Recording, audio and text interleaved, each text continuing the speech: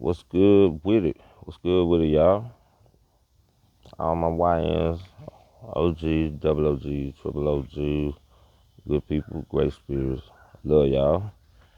Yeah, I've been had to take a break a couple of days and get my shit together spiritually. But I'm gonna teach y'all something today. Um, it's one of my little magic tricks. I don't show everybody this shit, but I want to tell y'all the difference between joy versus happiness, or you could say internal joy versus external happiness. So one thing about America and us as consumers in this country, in the divided states of America, one thing about us is that we love to spend money on objects, temporary happinesses, and all this shit. So as soon as you buy this shit, your little happiness bar just spikes. And it slowly but surely just drains down, drops and all that. And sooner or later you gotta find you another object to buy. You know. You're gonna have to go find you a whole nother object because you looking for external shit to make you happy. Now some real shit, I'm gonna give y'all some game, my nigga. I'm gonna give y'all some game. So fuck the world out here. Like you can look out here and see this world. But when they say you're a king and a queen, like you really are, because you have a whole world inside of here that needs to be governed too. But you can't govern that shit because a nigga be distracted all the time. You know what I'm saying? Like, fuck this world out here. That shit failing. It's failing. Like, it's collapsing on some Babylon type shit. So I thank God that my upbringing was centered around a higher power, because what would you do when you feel like this is it? If you ain't know God, you'll crash out. You'll crash out. I would have been crashed out if I ain't know God. You know what I'm saying? So I thank God that my grandma done brought me up in the church. Just knowing there's a higher power whenever life fails you. This ain't it. It ain't over. So I want to teach y'all how to wake up with joy.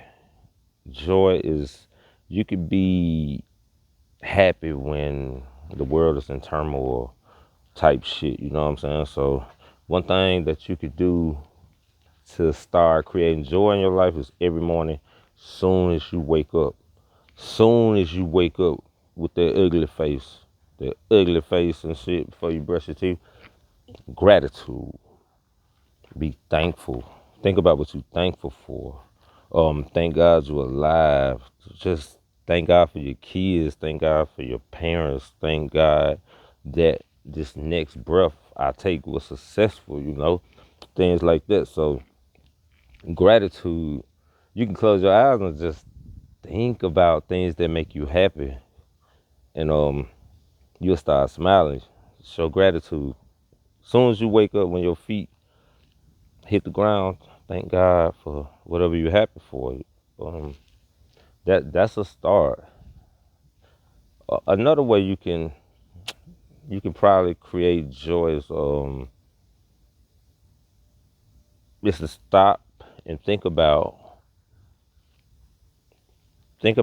all the, like, just close your eyes and think about the happy moments, and if that moment could just make your cheeks pop up and smile, then that was a fun event. So whenever you chilling somewhere, you bored and all that, you can think about super fun events from the past and all that. And then you'll smile, and once again, you have not focused on the outside world. It's your inside world you're paying attention to now. Now you're doing self healing, and on the reverse side of that, you could travel and get gratitude by thinking about what you want your future to look like. Might be a yacht, a boat in the middle of nowhere with Moby Dick at some fucking word that I ain't gonna go. It could be anywhere, but if it makes your cheeks pop up and smile, then that is you finding a way to tap into gratitude and joy, just internal joy. You will always be happy if you can have joy because they can't stop your joy. You create this shit on the inside. So you could be in jail and still be happy temporarily, but you can have joy and still make jail a walk in the park. So it's like some spiritual magic. I'm telling y'all, I'm telling y'all, man, the fucking physical world out here is gonna fail your ass. And it failed me when my twin, my little brother, like he walked with me every day, all day throughout my life, and then all of a sudden life threw a glitch and he was murdered. You know what I'm saying? At the age of 30 in 2020. So that the physical world failed me. I didn't crashed out.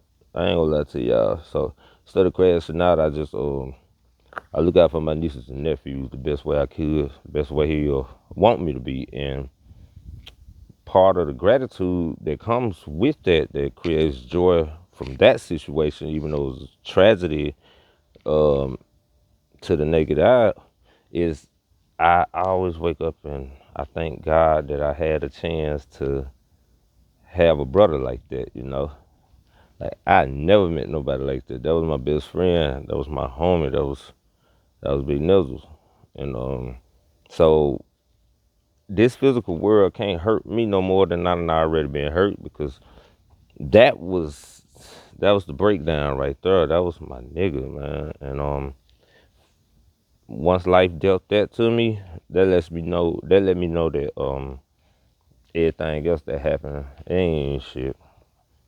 It ain't worth shit. So I done live my worst, but instead of thinking about damn, my brother gone, I wish he was here, I can reverse that and use it as fuel by creating joy and just thanking God and thinking about the happy times that we spent together throughout all them years. So that's you can turn a bad situation good and you can turn a good situation bad.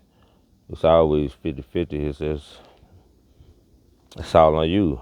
And I tell y'all niggas one thing, when you solely focused on the outside world, most of the shit that you deal with, you gonna look at it bad. Like you can't do it, you can't this. But when you focused on the inside world that you can control, man, that's when you become a whole beast because that's all that matters. And in these times where they fucking with our mind because niggas working all day every day and still struggling, so you mentally fucked up.